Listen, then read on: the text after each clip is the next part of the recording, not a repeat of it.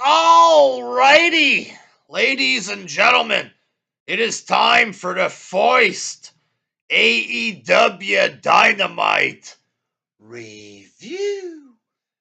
Right here on the new Wrestling Jesus channel. Subscribe today. New Year's Smash, folks. Another free pay-per-view or whatever, I guess, there. The last show on TNT, boy, because they're getting an upgrade, downgrade. We've acquired the NHL. We're still under contract. We're not moving. We're under contract. You're being sent to TBS, but we'll give you a couple of shows on TNT. We'll give you some specials. Okay, thanks for the upgrade, guys. Big upgrade, folks. So next week, they're on TBS. Do they put on a good show to try to suck in the viewer? To try to get him to go over to TBS or whatever?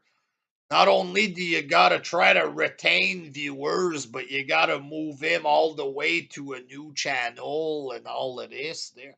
What do they put on? A fucking boring jobber show full of boring tag team matches. Like,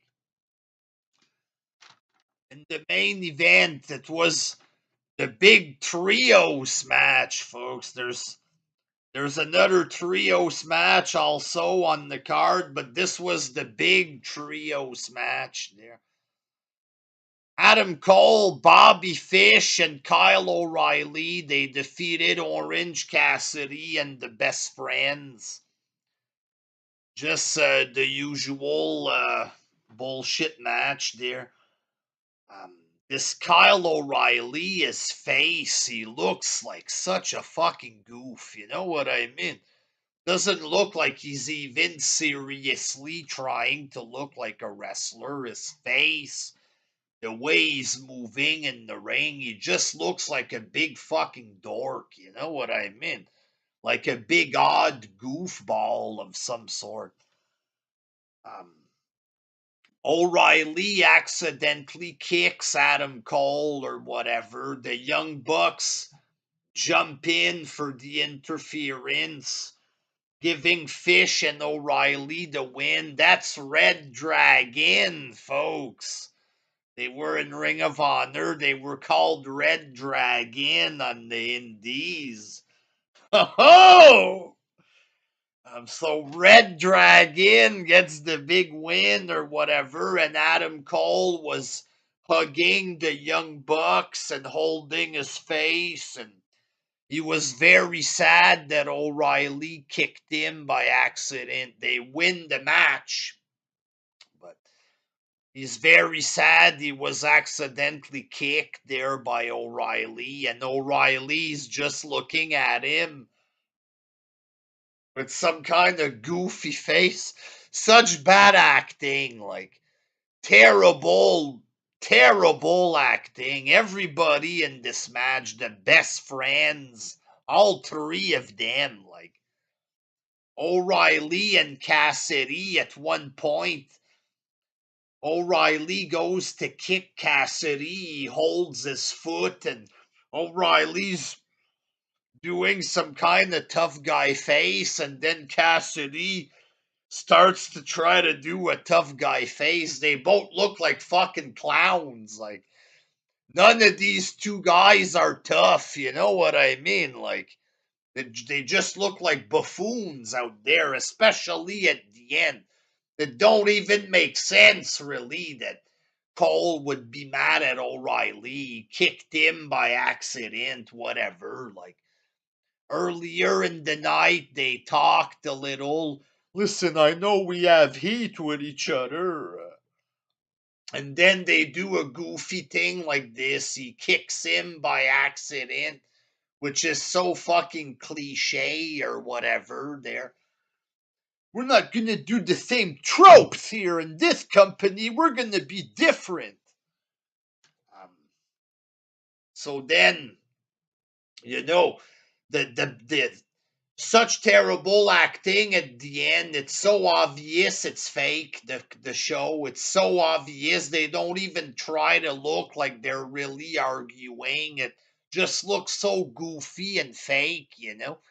And that's the finish for this fake free pay-per-view or whatever.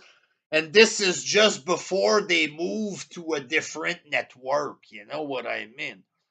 There's a big match next week, Adam Page against Bryan on the new network. You would figure they would be on the show.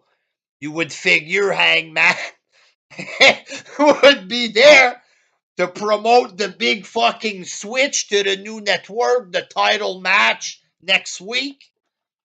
On the other free pay-per-view or whatever, they have to have a free pay-per-view every goddamn week in this company or what to get rating. McMahon, oh, he brings back an old guy. He's desperate for rating. They have free pay-per-view every fucking week. And that's not desperate, that, for fuck's sake. But you would expect the champion and Bryan, who have a big match next week on the new network that the whole thing has to move to. It's possibly going to be a 1 hour match with judges, boy. The indie fans finally get their dream. Maybe Meltzer will get to judge the match in person. Is that what they're going to do there? They're going to have Meltzer judging the match. Then all the indie fans are going to jerk off the hardest that they've ever jerked it to see their wrestling hero, Meltzer, to judge a 5-star match in person. The cream will be all over that fucking building, folks. You know what I mean?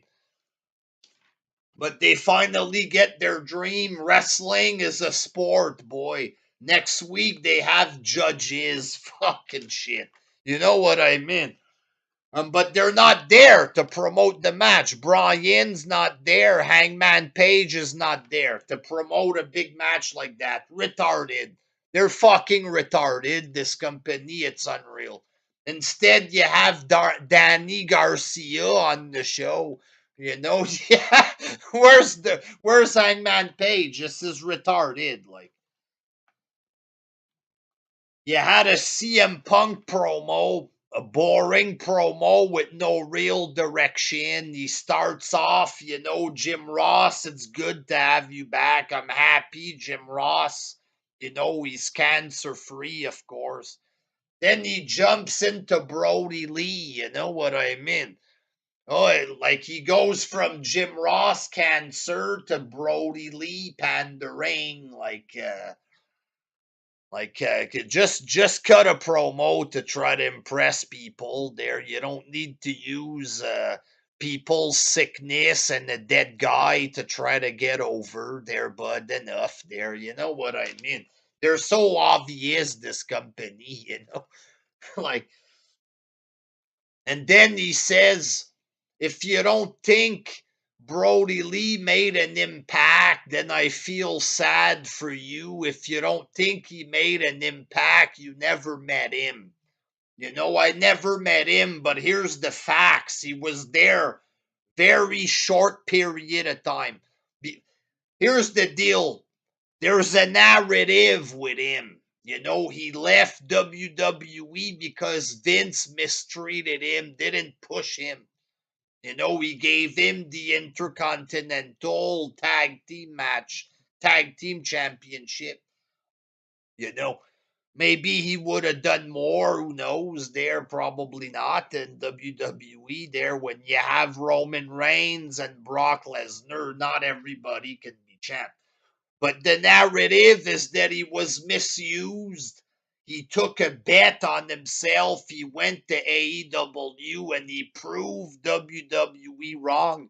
He proved he was a legit main eventer. That's what Jericho said on the tribute show on television. He proved them wrong and he proved he was a legit main eventer all along. That's the narrative. And then Punk says here, If you don't think he made a big impact, I feel sad. Well, here's the thing. I feel sad the man died, but he did not make the impact that they claim he did. And they do all this to try to make WWE look bad. The facts are he was there a short while. He was associated with a jobber group. He won the TNT title for 2 weeks and Cody won it back. How is that proving he was a legit main eventer and that WWE was wrong about him? How did this happen? It didn't. The big impact that they claim happened just didn't happen. It's not that people are bad, it's the truth. You know what I mean? It didn't happen.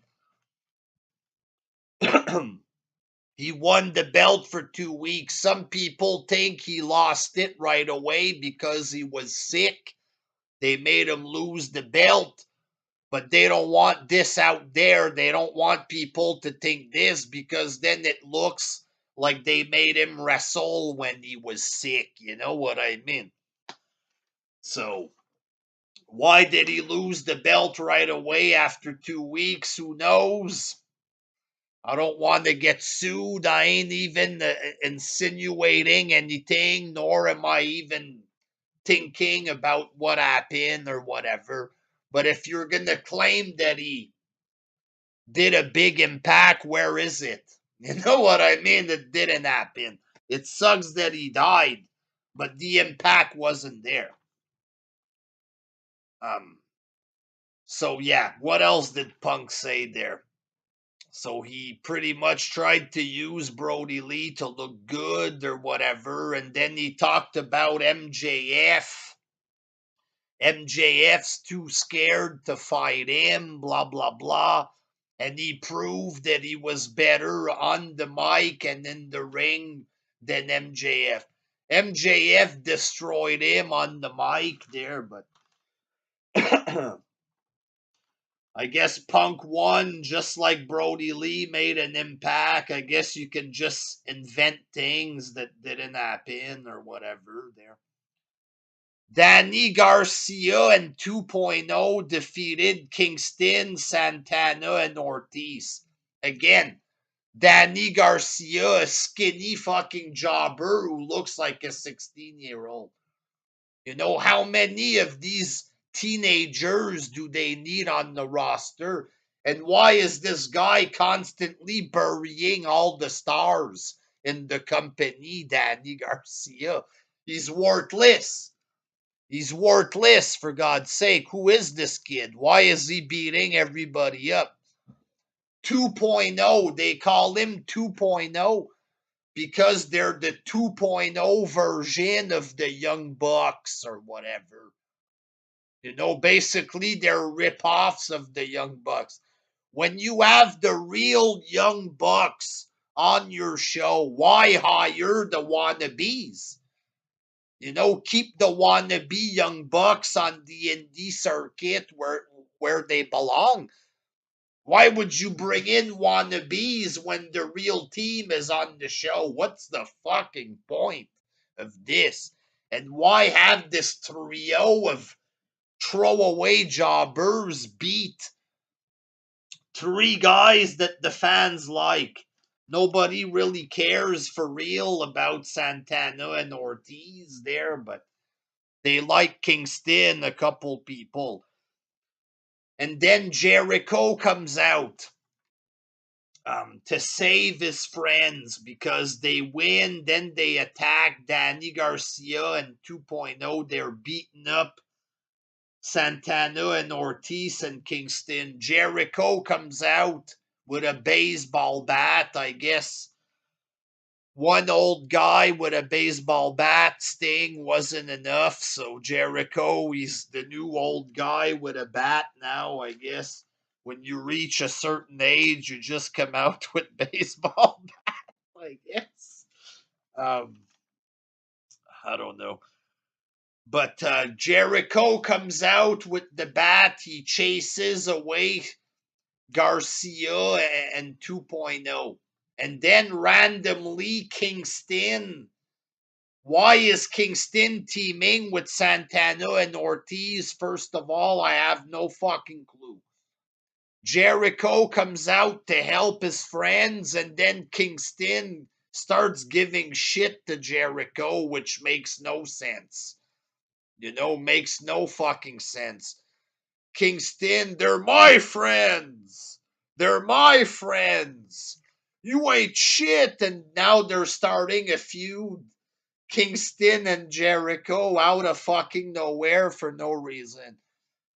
So Kingston, the past few months, he gets beat up by Danny Garcia 2.0 multiple times, gets beat in matches, starts a feud with CM Punk randomly, and now he gets beat up by 2.0 and Garcia again, and now he starts a feud with Jericho out of nowhere. What kind of psycho booking is this? Like, what is this? You know what I mean? There's nothing better for Kingston. Like, in between feuds, he gets beat up by Garcia.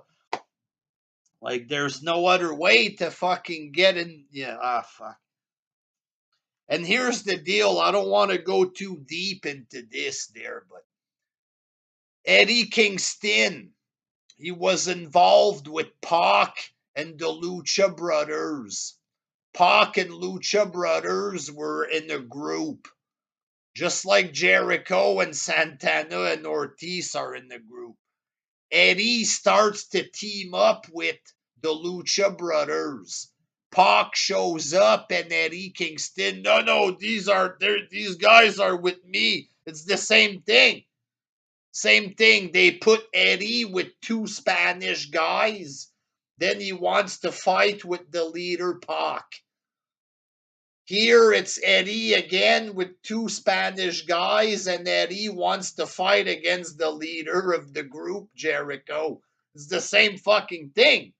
The same thing, like, and neither of the storylines made sense. Like, honestly, this company is bad. You had Jade Cargill defeated Thunder Rosa. A bad match there, fucking a 1.5 star match. I mean, and then somebody with a mask comes out and hits Thunder Rosa or whatever, and Cargill gets the pin. She takes off the mask. It's Martinez. Mercedes Martinez. She got released by WWE. She's good, in the fans said. I mean, she takes off her mask. She makes a tough guy face. Jesus Christ, put the mask back on. You look better with the mask, for God's sake. But, so Mercedes Martinez mistreated by McMahon. She's beautiful. I mean, she's gorgeous. So now apparently Mercedes Martinez and Jade Cargill are aligned together. Two women who look like men working together, I guess. I don't know. You both have manly bodies, so let's put you as a team. All right. Then you had the fucking 5-on-5 tag team match. Hardy, Private Party, FTR, Jungle Boy, Lucha versus Jungle Boy, Luchasaurus, Christian, Lucha Brother. Like, gee, it's too much tag team. Too much. Too much. Who fucking cares, man? Why do you got so much boring tag team wrestling on one show? What's your fucking problem? What is this? Like 5-on-5. And I don't even know at the end. Hardy, Private Party, and FTR win. There was some arguing with Lucha Brothers and Christian that causes a distraction. FTR get the pin on Christian. So are Lucha Brothers gonna fight Jungle Boy? Are they gonna fight FTR? Like, at this point, I don't give a fuck. Like, honestly, I think At least the Young Bucks as the champs, at least, I don't know, it wasn't good, but like it's better than Lucha Brothers. Like Lucha Brothers, like who cares? Honestly, they don't cut promos. It's just two guys having the same fucking match every week. Like it's boring. They're boring as the tag team champ. I hope Jungle Boy beats them for the belt or whatever. But honestly, there's too much tag team. Like, again, I understand there's a narrative out there, right? Tony Khan is Mr. Opposite. There's a narrative that McMahon mistreats the tag team. He doesn't push tag team wrestling as much. Maybe because it doesn't make money there, but like, you know, maybe that's why. But they talk like McMahon is immoral somehow for not pushing tag team because that's what people want. People want to pay $50 to see the tag team title in the main event. That's what people want. Let's get real, you fucking goofs. You know what I mean? Like, but the narrative is that McMahon is mean to tag team wrestling. But Tony, he loved tag team wrestling. So they go out of their way to put a whole bunch of tag team wrestling just to be opposite of McMahon. But when they do this, they're hurting their own show because nobody gives a fuck in reality about tag team wrestling. And you got too much of it. And it's boring. You know what I mean? You could have had a decent one-on-one match to end on a high. Instead, you do some weird, goofy shit with Kyle O'Reilly. Like, what the fuck is this, Um, Too much tag team wrestling. It's no good. You had Dan Lambert burying AEW, burying Tony Khan, burying the shit out of Cody Rhodes. And then Brandy Rhodes came out to defend her man, just like she did against Shaq and Jade Cargill, the same kind of deal. She took her shoes off and she wanted to fight Dan Lambert or whatever. You know what I mean? Um, like and she said Dan Lambert is a less good version of Paul Heyman. This is just like a remake of you're a dollar store Miz or whatever, a less good version of Miz. She says Lambert is a less good version of Paul Heyman. Lambert is the best talker in AEW. They're lucky to have him there. He's too good to be there, quite honestly. There, um, but he ain't trying to be Heyman. This shit made no sense. You know what I mean? And then she says she wants to fight Lambert. How the fuck does this make sense? You tell me. Like, how is it believable that Brandy Rhodes is gonna go in there and beat up these dudes or beat up Lambert?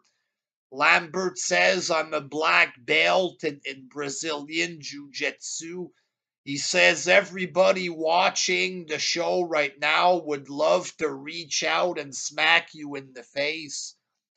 He says if I can beat a guy to do it, then he's like, come on, or whatever. Like, who's the heel? Who's the face here? Like, is this to make Cody Rhodes look good that the woman comes out to fight his battle? Like, I don't know what this was supposed to be. Sadly, it was the best segment of the show, honestly, there. You had Wardlow beating a jobber. I think they said it was Colin Delaney. I could be wrong there. I think Colin Delaney was in TNA or something. I don't fucking know. Wardlow beat a jobber. Where they're going with these weekly Wardlow matches I don't know. Usually you start fighting jobbers, you know what I mean? You don't be in the company, then 3 years later you start wrestling jobbers, but it is what it is. You had a bland promo from Brian Pillman Jr. He's gonna get revenge or whatever. Very interesting. Honestly, a horrible show. Like, just boring from top to bottom. Boring match, bad acting, nothing good in this. Nothing. Every match was the same. Cole, Fish, and O'Reilly, they win by cheating. Danny Garcia and 2.0, they win by cheating. Jade Cargill, they're all heels. It's all heels that won. Jade Cargill, a heel who wins by cheating. The heels win the 5-man because of like confusion, interference kind of deal. And then Wardlow beat a guy that's 300 pounds skinnier than him or whatever. That's the show. And CM Punk, we like to send the fans home happy. Like, you have Cody Rhodes that the fans hate winning the belt on Christmas. We like to send the fans home happy, and they fuck the fans over on Christmas. And for the New Year's show, it's all heels. And it's all garbage. Like, who's happy with this, for God's sake? Who's happy with this, for the love of God? Like, wake up, for fuck's sake. This show is trash. It's garbage. Holy shit. Horrible program. Very horrible program. This company has no chance of beating WWE. No matter how bad WWE is, it's better than this. Like, it's just the way it is. Kyle O'Reilly doing a goofy face like a fucking goof. And that's how you end the big show before changing network. Retarded. Meanwhile, Hangman Page and Bryan aren't even on the show. Stupid. Fucking stupid. Until next time. Peace.